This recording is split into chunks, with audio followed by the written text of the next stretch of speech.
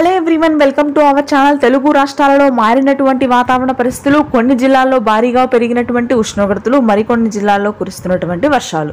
వివరాల్లోకి వెళ్దాం, వాతావరణ పరిస్థితులు తెలుసుకుందాం. వాటన్నిటికంటే ముందు మీరు ఇంకా మన ఛానల్ కనుక సబ్స్క్రైబ్ చేయనట్లయితే ప్లీజ్ వెంటనే సబ్స్క్రైబ్ చేయండి.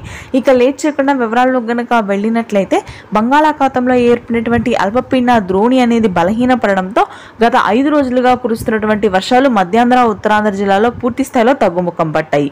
గుంటూరు, కృష్ణా, కోనసీమ ప్రాంతాల్లో ఇవాళ రేపు పొడి వాతావరణం కొనసాగుతుంది. ఇక తెలంగాణలో మాత్రం అక్కడక్కడ మోస్తరు నుంచి భారీ వర్షపాతం నమోదు కానుంది.